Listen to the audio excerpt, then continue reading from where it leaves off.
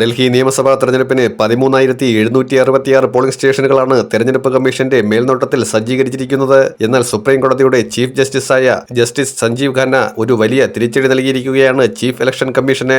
300ഓളം വോട്ടർമാരെ അധികമായി കൂട്ടേണ്ടതുമായി ബന്ധപ്പെട്ട കാര്യത്തിൽ ശക്തമായ എതിർപ്പറിയിക്കുകയും മൊത്തം തെരഞ്ഞെടുപ്പ് റെക്കോർഡുകൾ അത് ഡിജിറ്റൽ റെക്കോർഡായിരുന്നാലും അല്ലാത്ത രേഖകളായിരുന്നാലും ഹാജരാക്കേണ്ടത് അനിവാര്യമാണ് എന്നുള്ള ഒരു വിധി കൂടി പുറപ്പെടുവിച്ചിരിക്കുകയാണ്. തെരഞ്ഞെടുപ്പ് ഭേദഗതി ഉൾപ്പെടെ കേന്ദ്ര സർക്കാർ നടത്തിയത് തെരഞ്ഞെടുപ്പ് കമ്മീഷനെ സഹായിക്കാൻ വേണ്ടിയാണ് എന്ന് നമുക്കറിയാം. തെരഞ്ഞെടുപ്പ് കമ്മീഷൻ വലിയ തോതിൽ അട്ടിമറി BJPക്ക് വേണ്ടി ഹരിയാനയിൽ ചെയ്തു കൊടുത്തു.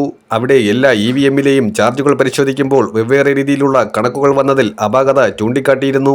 ഇലക്ഷൻ വോട്ടുകൾ എണ്ണിത്തിട്ടപ്പെടുത്തിയതിൽ അധിക വോട്ടുകൾ എണ്ണപ്പെട്ടു എന്നുള്ള ആരോപണവും അതിശക്തമായിരുന്നു. മഹാരാഷ്ട്രയിലും അതിനിർണായകമായ ഒരു നിയമസഭാ തെരഞ്ഞെടുപ്പിലാണ് വലിയ അട്ടിമറി നടന്നതെന്ന ആരോപണം പ്രതിപക്ഷം ഉന്നയിച്ചു. ഇതിനെക്കുറിച്ച് യാതൊരു അന്വേഷണവും നടത്താനോ കമ്മീഷനെ വയ്ക്കാനോ ആദ്യം സുപ്രീം കോടതി തയ്യാറായിരുന്നില്ല. എന്നാൽ അതിന്റെ സത്യാവസ്ഥ മനസ്സിലാക്കും തോറും അതിന്റെ കാര്യഗൗരവം കൂടുതൽ വ്യക്തതയോടുകൂടി ബോധ്യപ്പെടുത്തി കൊടുക്കുമ്പോഴാണ് തെരഞ്ഞെടുപ്പ് കമ്മീഷന് ഇതിലെ വ്യക്തമായിട്ടുള്ള അജണ്ട എന്താണ് എന്ന് മനസ്സിലാക്കിയത്. അടിസ്ഥാന സൗകര്യം ഒന്നും തന്നെ ഇല്ലാത്ത പല ബൂത്തുകളും ഡൽഹി നിയമസഭാ പരിധിയിൽ വരുന്നുണ്ട്. അവിടെയുള്ള ബൂത്തുകളിൽ ആളുകളുടെ തിക്കും തിരക്കും അതിശക്തമാണ്. അവിടേക്ക് 300ഓളം വോട്ടർമാരെ അധികം കുത്തിക്കയറ്റുക എന്നുള്ളത് BJPയുടെ തന്ത്രമാണ്. അതിനെയാണ് തെരഞ്ഞെടുപ്പ് കമ്മീഷൻ പൂർണ്ണമായും പിന്തുണയ്ക്കുന്നതും. വാസ്തവത്തിൽ ഡൽഹി പോലെ ജനസാന്ദ്രത കൂടിയ ഒരു നഗരത്തിൽ ഘട്ടം ഘട്ടമായി തെരഞ്ഞെടുപ്പ് നടത്തേണ്ടതിന്റെ അനിവാര്യത ഉൾപ്പെടെ ഉണ്ടായിരുന്നു. അവിടെ ടാപ്പറിംഗ് ഉൾപ്പെടെ സംഭവിക്കാൻ സാധ്യതയുണ്ട് എന്ന് ശക്തമായ ആരോപണം നിലനിൽക്കുകയാണ്.